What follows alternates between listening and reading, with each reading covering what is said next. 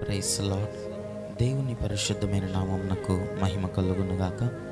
మన ప్రభువును మన రక్షకుడైన యేసుక్రీస్తు పరిశుద్ధ నామములో ఈ వాక్యం వినిచిన మీకు అందరికీ కూడా నా హృదయపూర్వకమైన వందనములు తెలియజేస్తున్నాను.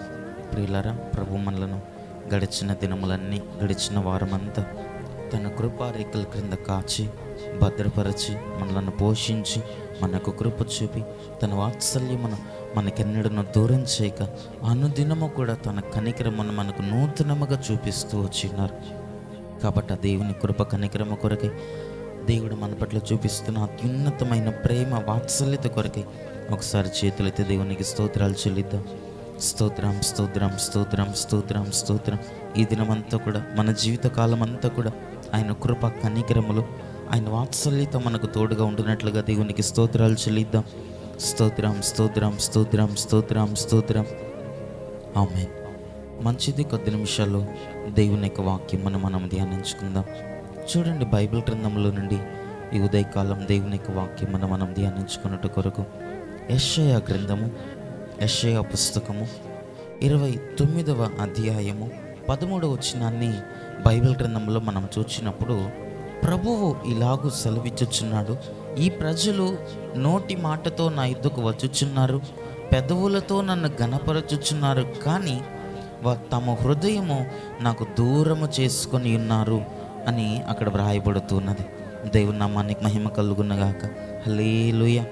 ప్రియులారా, భక్తుడైనటువంటి యెషయా, ప్రవక్త అయినటువంటి యెషయా మూలముగా దేవుని ఆత్మ అతని మూలముగా పలుకుతున్నటువంటి మాట ఏంటి అని బైబిల్ గ్రంథంలో మనం చూస్తున్నప్పుడు, దేవుని యొక్క ఆత్మ అతని మూలముగా ప్రజలతో, అతని మూలముగా పలుకుతున్నటువంటి మాటను మనం అక్కడ గమనిస్తున్నాం. అదేమిటనగా, దేవుడు సెలవిస్తున్నాడట, ఆ ప్రజలట, ఆ రోజుల్లో ఇశ్రాయేలీయుల ప్రజలు కానీ, ఆ రోజుల్లో యెషయా కాలంలో ఉన్నటువంటి ఆ జనులట, వారట తమ పెదవులతో దేవుణ్ణి ఘనపరుస్తున్నారట, నోటి మాటలతో దేవుణ్ణి ఘనపరుస్తున్నారు, కానీ వారి హృదయము నాకు దూరము చేసుకొని ఉన్నారు, వారి హృదయం నాకెంతో దూరముగా ఉన్నది అని దేవుని ఆత్మ యెషయా మూలముగా పలుకబడుతున్నది.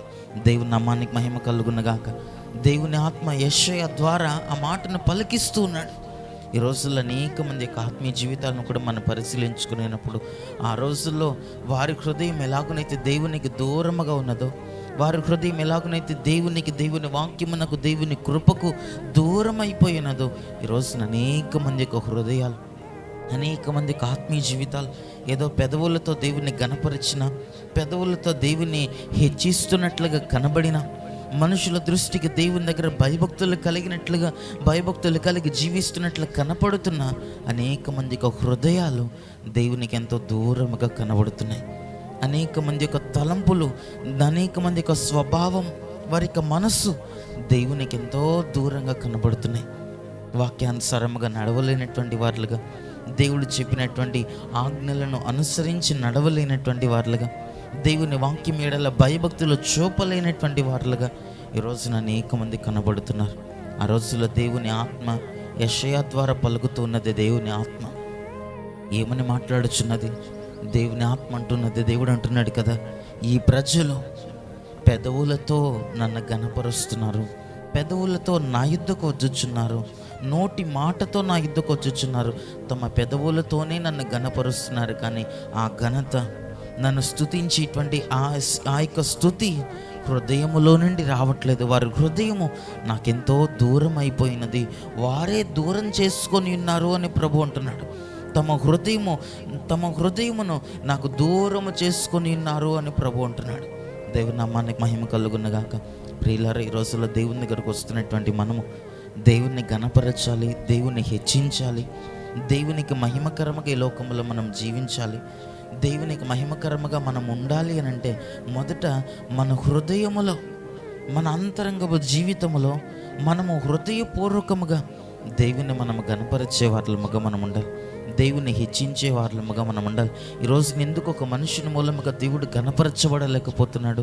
ఎందుకు ఈరోజున అనేక మంది దేవునికి మహిమకరంగా జీవించలేకపోతున్నారనగా, తమ్మును తాము మహింపరచుకున్నట్టు మూలముగా, తమ్మును తాము ఘనపరుచుకున్నట్టు మూలముగా ఏదో నోటి మాటతో దేవుని ఘనపరుస్తున్నారు, కానీ వారి యొక్క హృదయం అంతా కూడా తమ్మును తాము తమను తాము ఘనపరుచుకునేటువంటి అనుభవాలతోనే నింపబడిపోయినది.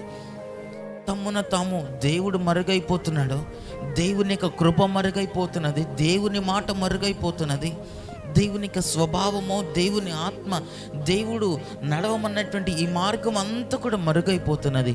తమ స్వంత మార్గములలో నడుచుచు స్వకీయ ఆలోచనల ప్రకారం, స్వకీయ ఇష్టముల ప్రకారం, దేవుని యొక్క ఆలోచనల ప్రకారముగా నడవక తమ స్వంత చిత్తములను అనుసరించి, తమ యొక్క ఉద్దేశములను అనుసరించి ఈరోజున అనేక మంది నడుచుకున్నట్టు మూలముగా ఏదో పైకి నోటి మాటతో దేవుని గణపరుస్తున్నట్లు ఈరోజున అనేక మంది కనబడటం మూలముగానే దేవుని నామమునకు అవమానకరముగా అనేక మంది జీవిస్తున్నారు.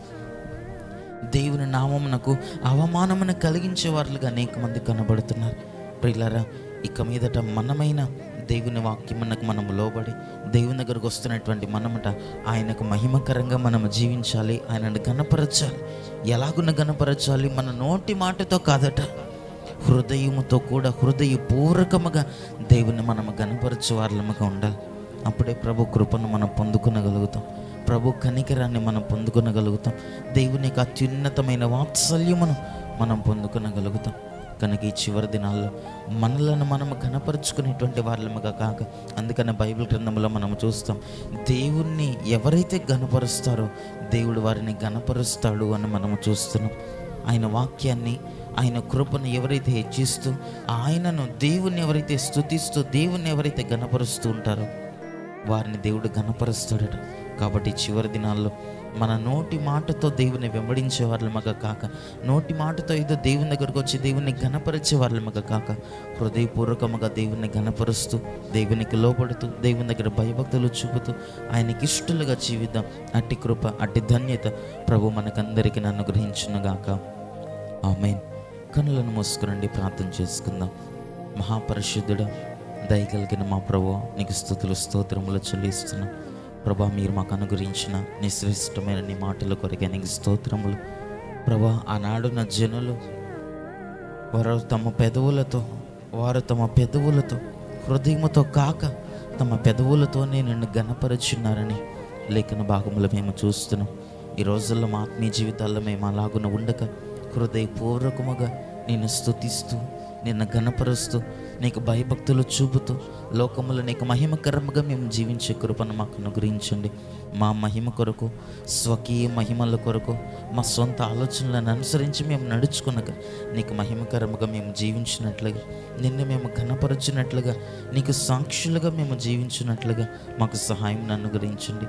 అటు కృపతో మమ్మల్ని అందరినీ నింపండి.